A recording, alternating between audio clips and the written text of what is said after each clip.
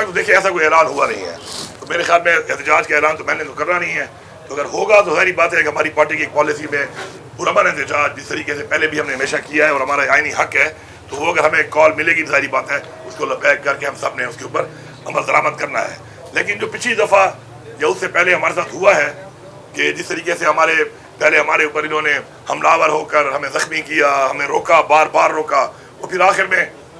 جس طرح 26 نومبر جو ہے اس کے اندر ہمارے لوگوں کو گولیاں مار کے شہید کیا گیا، زخمی کیا گیا، اس کے بعد ہزاروں لوگوں پہ ایف آئی آریں کاٹی گئیں، اور ابھی تک وہ ایف آئی آریں چل رہی ہیں، ہمارے پارلیمنٹیرین پہ بھی ہیں، ہمارے ورکر پہ بھی ہیں، کئی ورکر جیلوں میں تھے، مانتے ہوں گے اب دوبارہ ان کا ٹرائل شروع ہو گیا ہے۔ تو میں یہ سمجھتا ہوں کہ ایک پولیٹیکل پروسیس کے اندر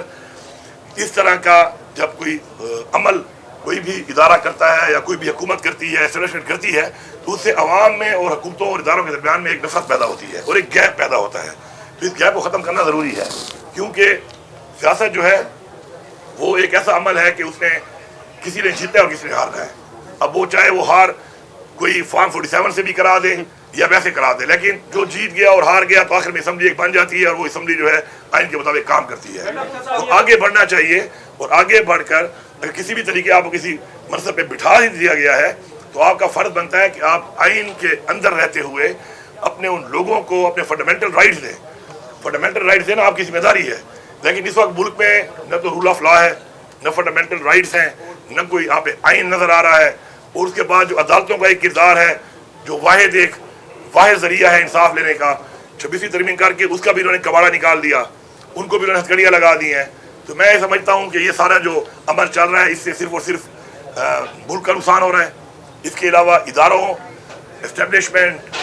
حکومتوں کو اور عوام کے درمیان میں ایک نفرت پیدا ہو رہی ہے، ایک گیپ پیدا ہو رہا ہے، ایک خلا پیدا ہو رہا ہے، اور ظاہری بات ہے جب ایسی چیزیں ہوتی ہیں تو اس سے اوور آل جو ہے ایک ملک کو اور ایک قوم کو نقصان ہوتا ہے، جو کہ ہمیں سے کسی کو بھی قابل برداشت نہ ہے اور نہ ہونا چاہیے۔ ون بائی ون کر لیں، کھڑا ہوں آپ کی جو حکومت میں بھی ہم نے دیکھا آپ نے کافی کوشش کی، لیکن اس طرح سے ہم نے نہیں دیکھا کہ امن قائم ہوا ہو، یہ واقعات بڑھتے جا رہے ہیں۔ تو میجرز کہاں پر ہیں اور موجودہ حکومت کو کیا تجاویز دیں کہ کیا اقدامات اٹھائی جائے امن و امان کے قیام کے لیے؟ اور سر اس کے ساتھ ضمنی سواری ہے، جب نیشنل ایکشن پلان بنا ہوا ہے تو گزشتہ روز ٹی او آر بنانے کے لیے اجلاس کی کیا نوبت کھانی پڑی؟ نیشنل ایکشن پلان پر عمل درآمد ہی کیوں نہیں ہو رہا، کیوں نہیں ٹی او آر بن رہا؟ پہلی بات تو یہ ہے کہ دیکھیں جو ہے امن و امان کے حوالے سے جو پاکستان کے حالات اور ساتھ ساتھ پھر بالخصوص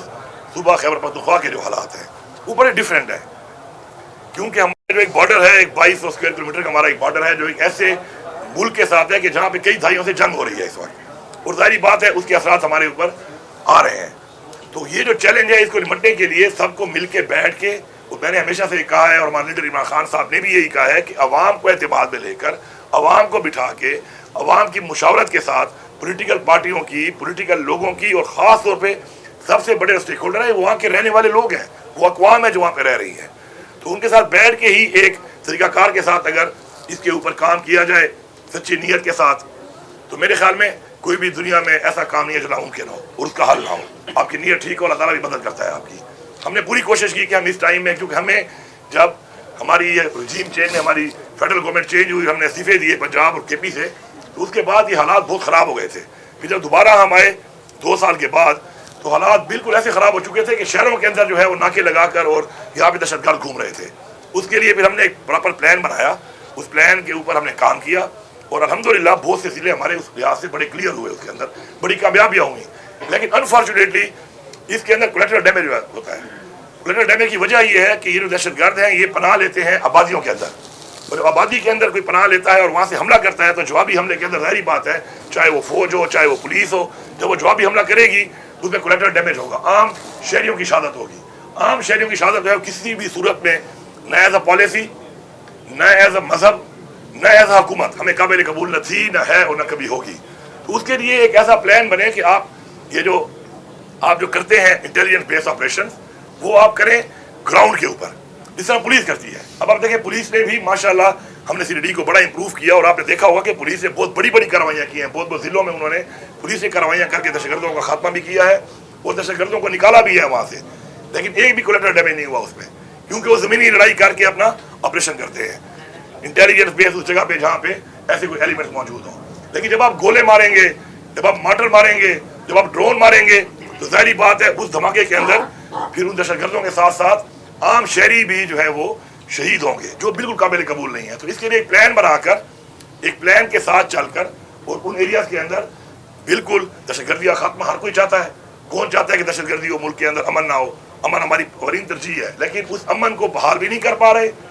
और उस अमन को बहाल करने में because of the wrong policies हम अपने सिविलियंस का नुकसान कर रहे हैं। उससे हो क्या रहा है कि उससे वो जो सिविलियंस वहाँ पे जो लोग रह रहे हैं,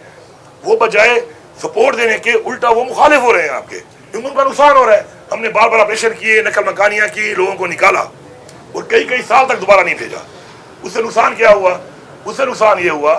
कि जो लोगों से किए वादे पूरे नहीं हुए, इतनी बड़ी कुर्बानी देने के बाद तो अब लोग एतमाद नहीं कर रहे। अभी बाजोड़ के हालात खराब हुए थे, हमने जिरगे के जरिए बिठाकर एक जिरगा वहाँ बैठा और जिरगे ने कहा कि जी इस एरिया के अंदर ठीक है, हम नीचे आते हैं, आप लोग हमें क्लियर कर दें। बात हुई थी 20 से 25 दिन की, उसमें लग गए 65 दिन, लेकिन अपने उसी टाइम में हमने उन सब लोगों को दोबारा बहाल कर दिया था और एक भी कोई डैमेज नहीं हुआ उसके बाद, और वो एरिया क्लियर भी हो गया था। उसके बाद फिर अब दोबारा चीज उठने लगी है और एरिया में चले गए हैं। अब फिर मैंने सुना है कि कल से फिर नकल मकानी शुरू है वहाँ पर लोगों की, लेकिन जिरगे के बगैर शुरू है। पिछली दफा जिरगे के साथ हमने की थी, जिरगे ने फैसला किया था, हुकूमत ने फैसला नहीं किया था। जिरगे ने फैसला किया था, लोगों ने फैसला किया था कि ठीक है हम इतने दिनों के लिए नीचे आ जाते हैं। हमने उनको सहूलियात दी और वो नीचे आते हैं और उन्होंने वेलकम किया कि आप यहाँ एरिया क्लियर कर दें। लेकिन अब तो रस्सी निकालने वाला जो काम है, जब रस्सी उनको निकाल रहे हैं वहाँ से, फिर उनके लिए वो अरेंजमेंट भी नहीं करते आप कि जो करनी चाहिए उनके लिए। तो मेरे ख्याल में इस तरीके से डंडे के जोर पर जो आप करेंगे तो अवाम का ताउन भी साथ नहीं होगा और अवाम के अंदर फिर खदशात भी बढ़ेंगे, अवाम के तफुजात भी बढ़ेंगे और इस तरीके से कामयाबी भी जो पहले से रवाज हम कर चुके नहीं मिली तो आगे भी नहीं मिलेगी। और बाकी जो आप कह रहे हैं